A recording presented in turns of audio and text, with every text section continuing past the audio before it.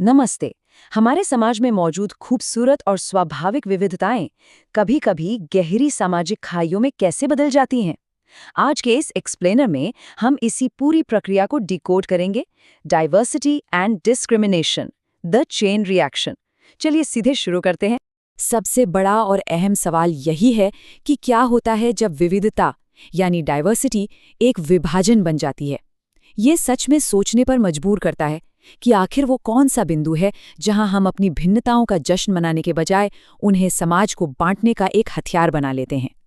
और अगर हम इन भिन्नताओं के स्केल की बात करें ना, तो आंकड़े सच में हैरान कर देने वाले हैं। सिर्फ भारत की ही बात लें तो दुनिया के 8 प्रमुख धर्म यहाँ माने जाते हैं। यहाँ 100 से भी ज्यादा अलग अलग नृत्य कलाएं हैं और जरा सोचिए 1600 से अधिक मात्र भाषाएं बोली जाती हैं। है ना एकदम अद्भुत। आज के हमारे इस एक्सप्लेनर के मुख्य बिंदु कुछ इस प्रकार हैं। पहला, डाइवर्सिटी वर्सेस डिवीजन। दूसरा, प्रेजुडिस एंड स्टीरियोटाइप्स। तीसरा, रूट्स ऑफ इनइक्वालिटी। चौथा, द कास्ट सिस्टम। और अंत में, अंबेडकर्स फाइट फॉर इक्वालिटी। तो चलिए पहले भाग से शुरुआत करते हैं, डाइवर्सिटी वर्सेस डिवीजन।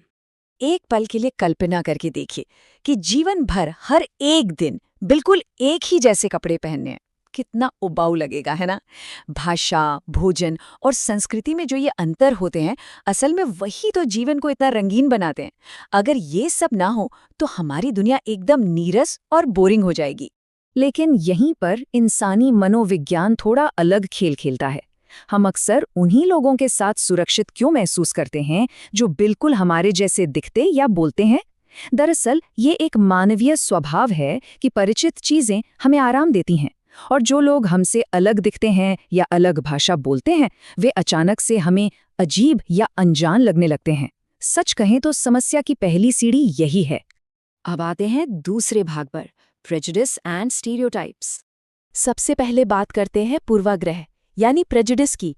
इसका बहुत ही सीधा सा मतलब है किसी को बिना जाने समझे नकारात्मक रूप से जज करना या उन्हें खुद से कमतर समझना। एक उदाहरण लेते हैं। मान लीजिए दिमाग में ये बैठा लिया जाए कि सिर्फ अंग्रेजी ही दुनिया की सबसे अच्छी भाषा है, तो इसका नतीजा क्या होगा? हम उन सभी लोगों के साथ बुरा बर्ताव करने लगेंगे जिन्हें अंग्रेजी नहीं आती। और अगर हम रूढ़िबद्ध धारणाओं की बात करें, जिसे हम स्टीरियोटाइप कहते हैं, तो वो प्रेजुडिस से भी एक कदम आगे की चीज है। इसका मतलब है लोगों के एक पूरे के पूरे समूह को बस एक ही सांचे में फिट कर देना। इसे ऐसे समझिए कि दिमाग पर एक ताला लग जाता है और ये मान लिया जाता है कि किसी खास समूह के सारे लोग बिल्कुल 100% एक जैसे ही होते हैं। हमारी रोजमर्रा की जिंदगी में ऐसे स्टीरियोटाइप्स बहुत आम हैं। जैसे अक्सर गांव के लोगों के लिए ये मान लिया जाता है कि वो अज्ञानी हैं और उन्हें तकनीक का कोई ज्ञान नहीं है। वहीं दूसरी तरफ शहर के लोगों पर यह ठप्पा लगा दिया जाता है कि वो चालाक होते हैं और उन्हें सिर्फ पैसों से मतलब होता है। किसी को व्यक्तिगत तौर पर जाने बिना पूरे समूह के लिए ऐसी सोच बना लेना सरासर गलत है। इसी तरह के स्टीरियोटाइप समाज में जेंडर के आधार पर भी थोपे जाते हैं। जैसे लड़के तो शारीरिक रूप से मजबूत होते हैं, वो रोते नहीं हैं, और लड़कियां तो बस मृदुभाषी होती हैं और उनका काम सिर्फ खाना बनाना है। ये बातें सुनकर अजीब लगता है ना? लेकिन बचपन से ही हमारा समाज लड़कों को अपनी भावनाएं छिपाने पर मजबूर कर देता है और लड़कियों को घर की 4 दीवारी तक सीमित करने की कोशिश करता है। चलिए आगे बढ़ते हैं तीसरे भाग की तरफ, रूट्स ऑफ इनइक्वालिटी। यहाँ पर डाइवर्सिटी यानी विविधता और इनइक्वालिटी यानी असमानता के बीच का अंतर समझना बहुत जरूरी है।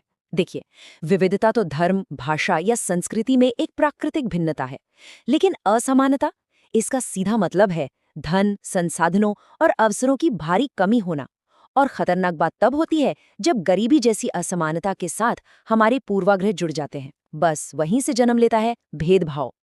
और इसी भेदभाव का एक बहुत बड़ा ऐतिहासिक उदाहरण है हमारा चौथा भाग, द कास्ट सिस्टम। जाति व्यवस्था ने हमारे समाज को एक सीढ़ी या कह लें एक सख्त पदानुक्रम में बांट दिया। इस सीढ़ी में सबसे ऊपर उन लोगों को रखा गया जिन्हें खुद को सुपीरियर या उच्च जाति का माना। उनके नीचे आई वो जातियां जिन्हें इन्फीरियर या निचला दर्जा दिया गया। और सबसे हैरान करने वाली बात ये रही कि इस पूरी व्यवस्था के ही एकदम बाहर उन लोगों को धकेल दिया गया जिन्हें समाज ने अछूत या दलित का नाम दिया। इस सिस्टम ने लोगों को उनके जन्म के आधार पर कुछ खास कामों में हमेशा हमेशा के लिए बांध कर रख दिया। क्या कभी सोचा है कि दलित शब्द का असल मतलब क्या होता है? इसका अर्थ होता है टूटा हुआ। ये कोई साधारण शब्द नहीं है। ये उस गहरी पीड़ा, उस दर्द और उस सामाजिक बहिष्कार का प्रतीक है जो सदियों से ऊंचे वर्गों द्वारा इन समुदायों पर जबरन थोपा गया। ये शब्द चीख चीख कर उस सम्मान की कहानी कहता है जिसे इस व्यवस्था ने बुरी तरह ठेस पहुंचाई है। अब आते हैं हमारे 5वें और आखिरी भाग पर, अंबेडकर्स फाइट फॉर इक्वालिटी। इस पूरी पृष्ठभूमि में डॉक्टर बी.आर. अम्बेडकर की कहानी एक बहुत बड़ी प्रेरणा बनकर उभरती है।